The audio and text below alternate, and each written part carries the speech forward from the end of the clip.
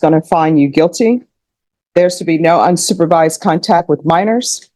With regards to punishment, state, what are you requesting? Your Honor, we're asking for the 10 years of prison. Defense, what are you requesting? Judge, I asked that he be sent, continued on probation and sent to ISF for a period of time to get his thoughts together. The court is going to find you guilty. The court will send. All right, folks, this one is intense.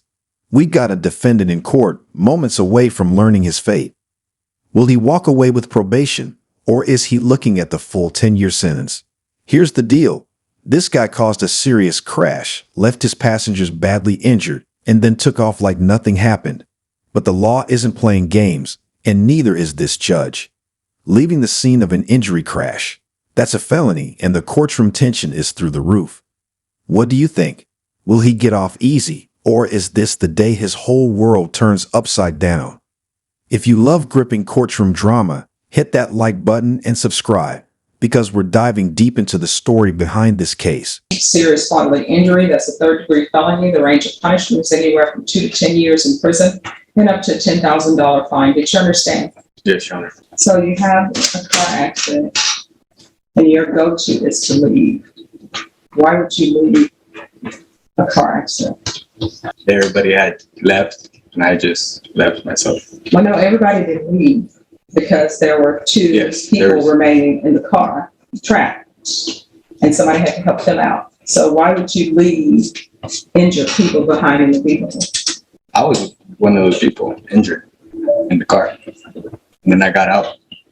They held me out and then I walked home. Okay, this is not where he's going to pretend he wasn't driving, is it? We're pleading no contest, Your Honor. Okay. So again, why would you leave someone behind in a vehicle that's injured? You got out. Did you go to where they were sitting in the curb and speak with you? No. Okay. No. Did you call for help for anyone? Why not? Just being ignorant. You see, let me just tell you what I know about life from my time on the planet. And I think I can say this because I have more of my life behind me than in front of me. Yes.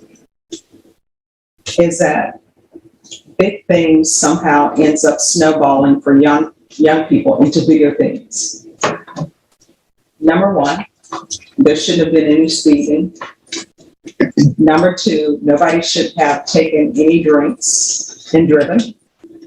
And number three, if there's an accident, you call somebody. If you would have stayed and helped, if you would have called somebody, guess what? We wouldn't be here for a failure to stop and render aid. So how are you getting around town without driving? I take the bus. I'll walk if I have to. I have a daughter that I have to support. So How old is your daughter? she just turned 1, March 13th. Are you and the mother together or no? Sort of. We talk. We're not married, so we don't live together. How far did you go in school? I stopped at 11th grade. Why? Just struggling with my family. What does that mean? Like, I have to take care of my little brothers sometimes, most of the time, because my mom is just not healthy. So I'm really like their dad, and I'm always there to help them out and stuff like that. So What do you mean she's not helping? Where is she? she lives with her mom. Yeah, she lives with my grandmother. And so how old is your little brother? My little brother, he's 13. So where is your little brother living? He lives with me with my uncle. So was child protective services involved? Yeah, they're talking to my mother right now. So there's a case, I think, that's open with my mother.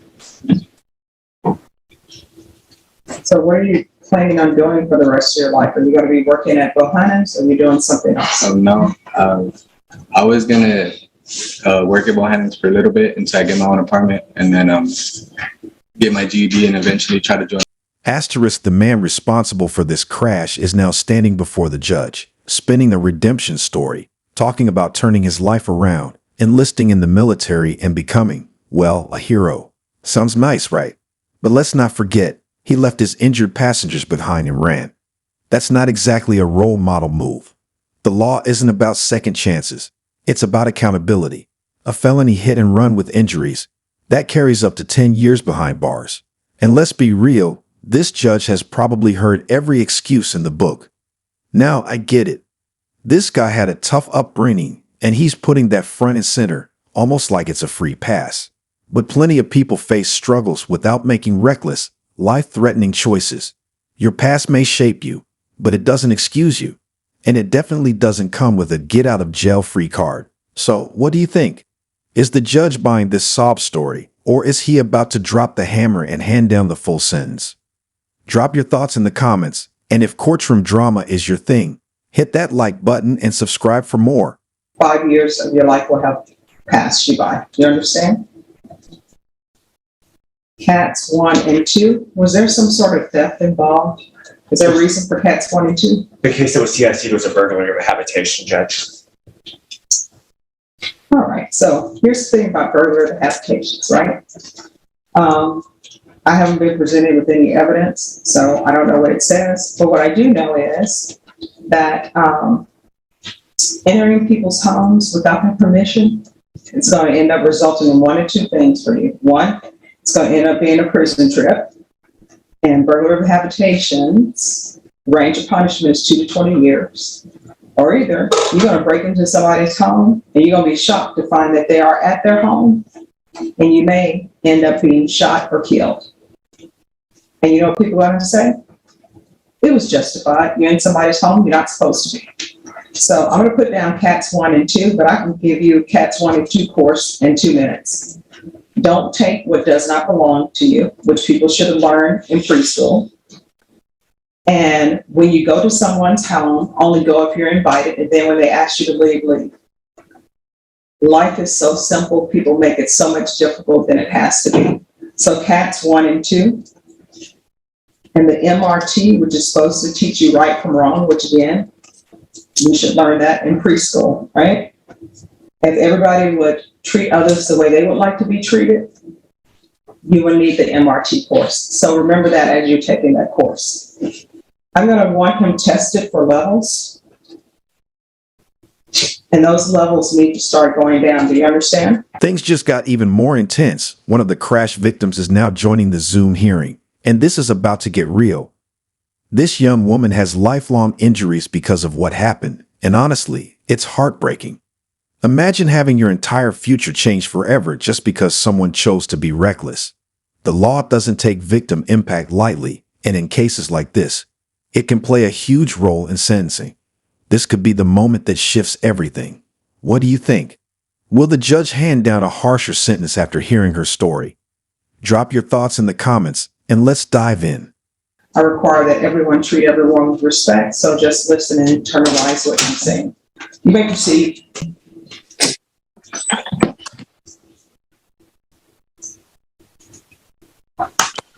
After everything,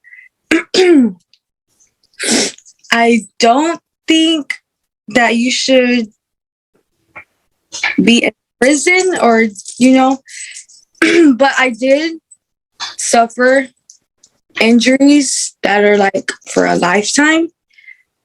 I just want you to understand that because I did go through all of that, you do deserve to go through some kind of consequence. Did I cut off? Yes, you did. They keep calling me that, so I'm sorry.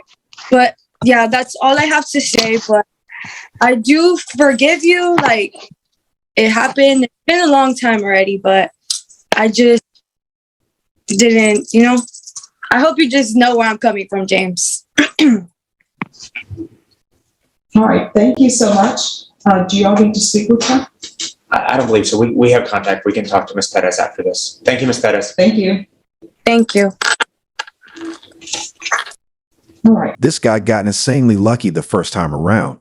The judge gave him probation instead of the full 10-year prison sentence. A second chance, a way out. But hold on, because in the next clip, you'll see exactly why this is the last time we'll be seeing him for a while. He's back in court. And why? Because he flat out refused to follow his probation. Seriously, How do you mess up the one shot you were given to avoid serious time?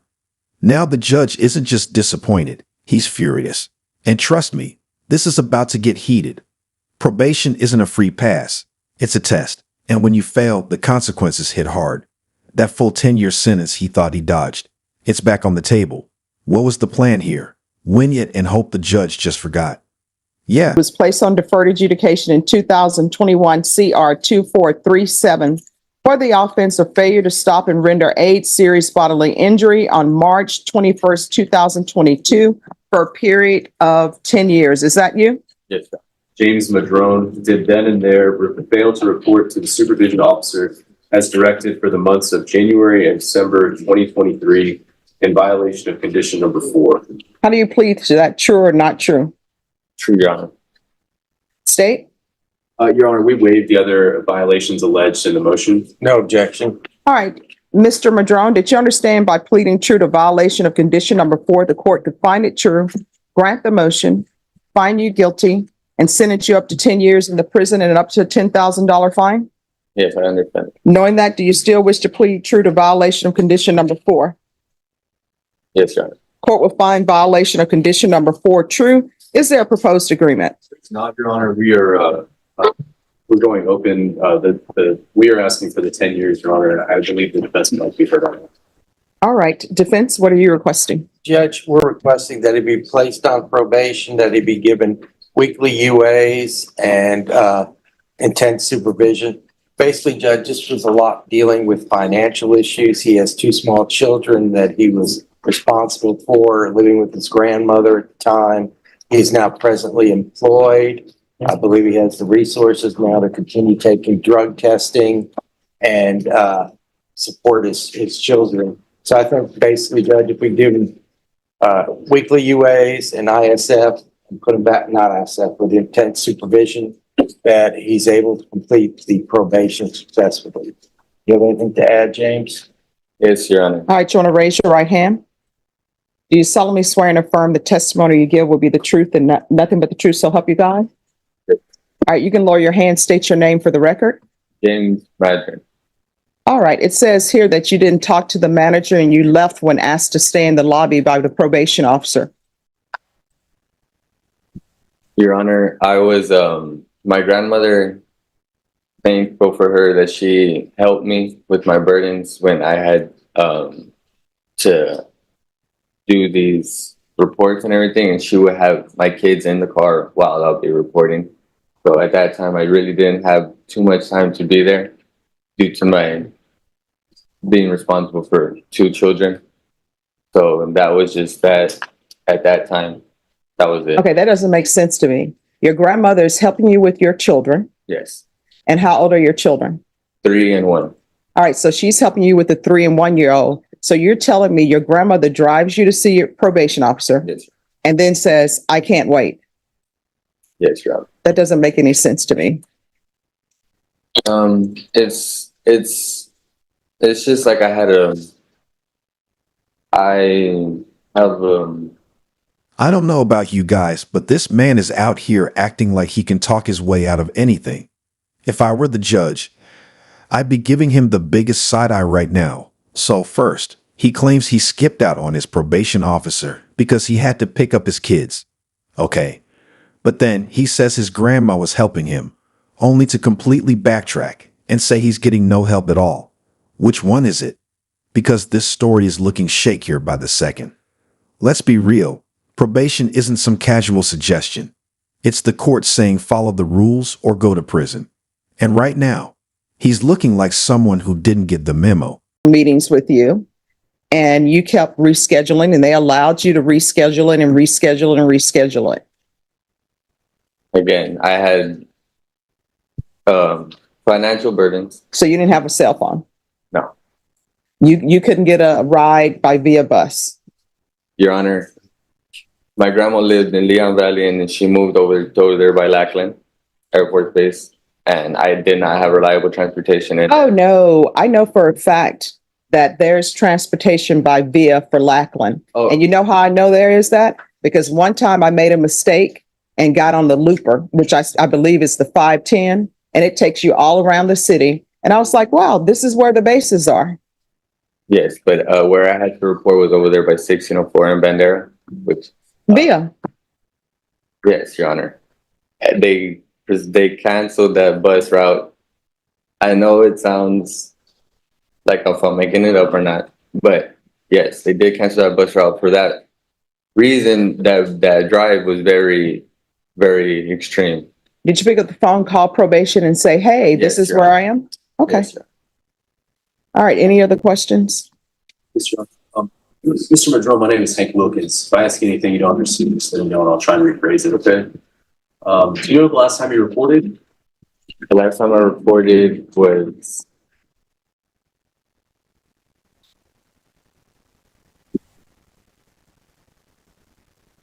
This year? yes. It was this year?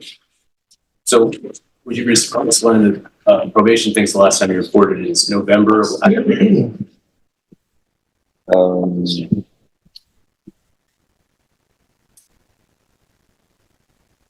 Did you ever do the CATS theft course? No. Did you do the CATS 2 theft course? No.